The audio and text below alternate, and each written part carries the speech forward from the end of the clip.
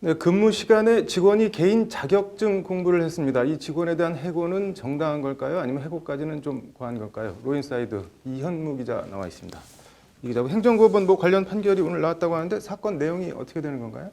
네, 이번 사건은 이제 헬스장에서 일어난 사건인데요. 네. 이제 헬스 트레이너인 A씨가 지난 2017년 7월 직원회의에서 네. 이제 근무 시간에 정기 기능사 자격증이라는 이제 업무와는 무관한 자격증 네. 공부를 했다는 것을 두고 이제 사장으로부터 크게 질책을 받았습니다. 네. 그리고 이 회의가 있고 나서 닷새 뒤에 네. A씨는 이제 회사로부터 잘리게 되는데요. 네. 이에 불복한 A씨는 중앙노동위원회에 신고를 해서 네. 이제 부당 해고라는 판결을 얻어내게 됩니다. 네. 그리고 이 판결에 또 불응한 이제 헬스클럽 사장이 행정법원에 소송을 낸 사건입니다. 네. 행정법원 판결이 어떻게 나왔나요? 네, 행정법원의 판결은 원고 패소, 즉 이제 부당 해고가 맞다는 것으로 판명이 네. 났습니다. 아니, 직원이 근무 시간에 자기 자격증 공부를 해서 사장이 잘랐는데 그게 부당 해고라는 건가요? 네, 이제 행정법원의 판단은 이제 해고의 내용의 실체적 진실을 파악하기 전에 네. 여기에 이제 절차적 하자가 있다는 것입니다. 네.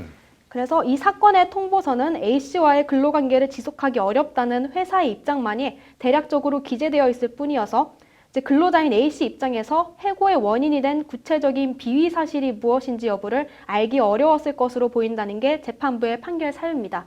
보충 설명이 좀 필요할 것 같은데요? 네, 우리 근로기준법 제27조는 네. 사용자가 근로자를 해고하려면 해고 사유와 해고 시기를 서면으로 통지해야 효력이 있다고 적시하고 있습니다. 네. 네, 그래서 이 사건의 경우 해고 사유, 네. 즉 이제 근로자가 자격증 공부를 했다는 그 구체적인 비위 사실을 적시하지 않은 채 네. 이제 막연히 당신과 함께 일하기 힘듭니다. 이런 네. 식으로 말했기 때문에 실체적인 진실을 다툴 필요도 없이 절차적 하자로 인해서 이번 해고는 무효라는 게 법원의 판단입니다. 네. 그래서 이제 흔히 노동자에게 해고는 죽음이라고 하는데 네. 이 해고 통지서에 무슨 사유로 왜 해고가 되는지 적시하게 해서 이에 대한 노동자들이 대처를 할 수 있도록 하자는 그 근로기준법의 취지를 담은 판결이라고 볼 수 있습니다. 네. 근무 시간에 그럼 개인 자격증 공부를 했으니까 당신을 해고하겠다 이렇게 구체적으로 해고 사유 통지서를 보내면 어떻게 되나요?